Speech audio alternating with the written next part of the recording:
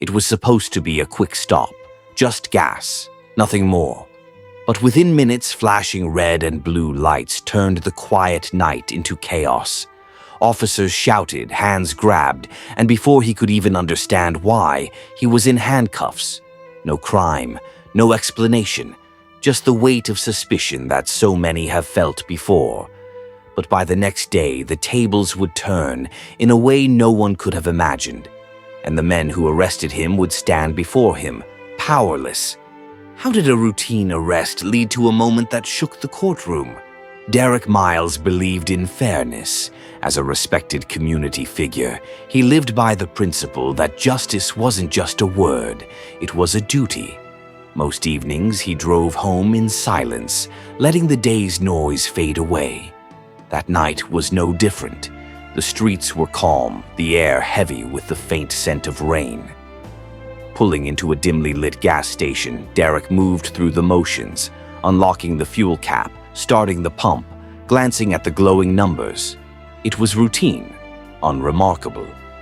Inside his car, a briefcase sat neatly on the passenger seat, filled with paperwork he planned to finish before bed. Across the lot, a pair of headlights idled longer than they should have. Derek noticed, but dismissed it. People pause for all kinds of reasons. Yet in that quiet space between the hum of the pump and the soft whir of passing cars, something felt off, unseen to him. That moment was the first thread in a chain of events that would unravel before dawn.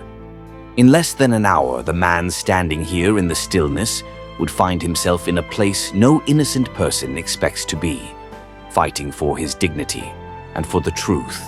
The headlights across the lot inched closer, the low rumble of an engine breaking the stillness. Derek capped the fuel nozzle, slid it back into place, and reached for his wallet. That's when the sudden burst of red and blue tore through the night. 2 patrol cars swept in from opposite ends, boxing him between the gas pumps and their hoods. The sharp slam of car doors echoed in the air.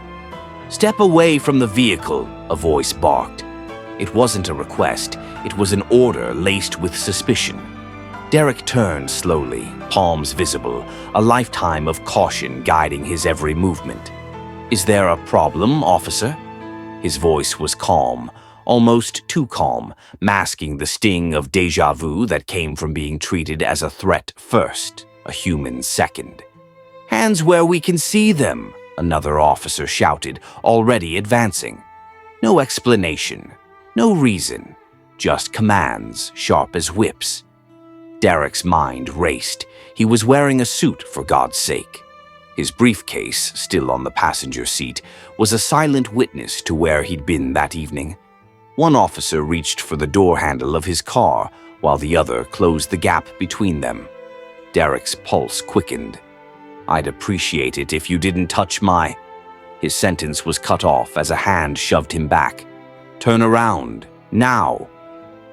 The metal bite of handcuffs came next, cold and unyielding around his wrists.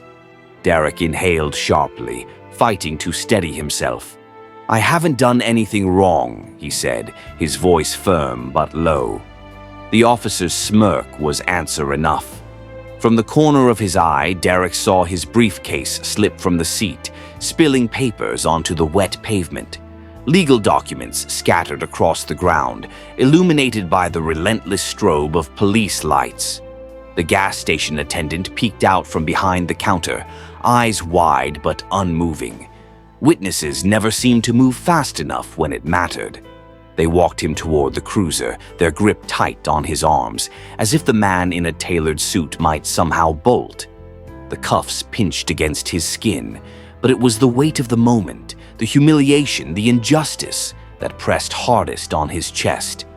"Why am I being detained?" he asked again, his voice cutting through the low thrum of idling engines.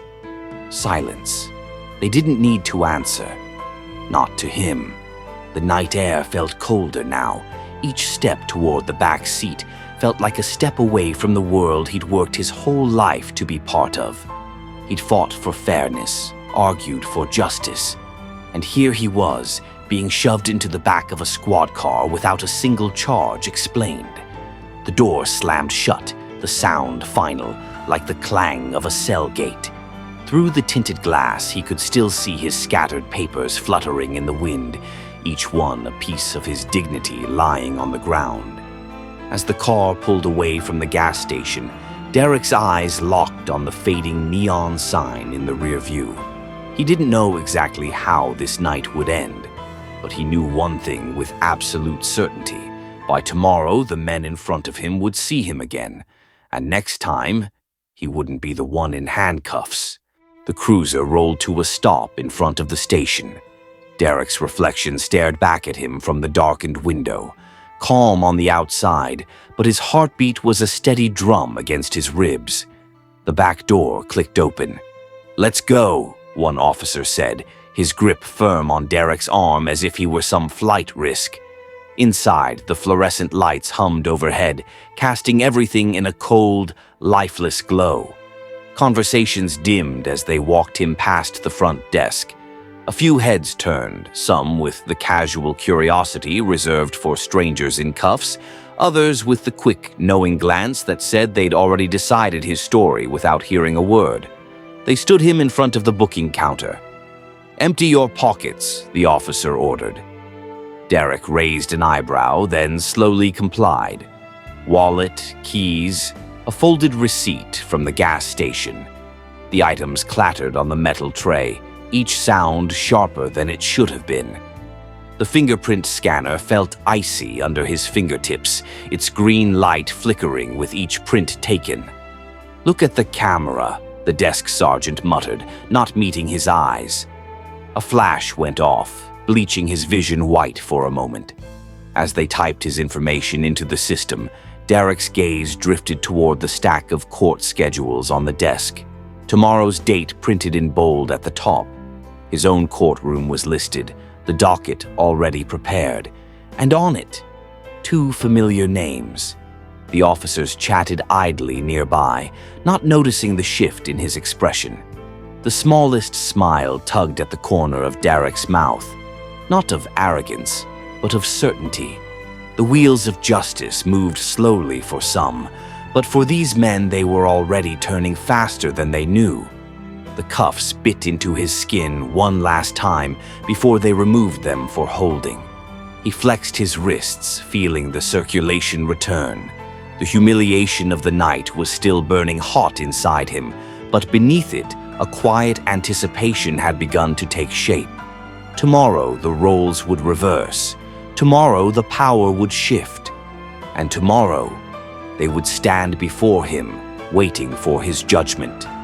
The morning sun cut through the tall windows of Courtroom 3B, casting long shadows across the polished wood.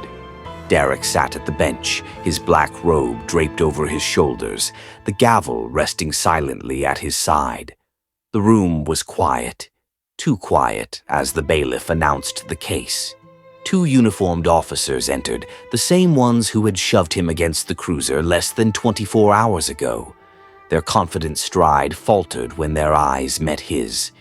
Recognition flickered across their faces, followed by something else. Uncertainty. Derek didn't gloat. He didn't need to. The authority of the moment spoke louder than any words could.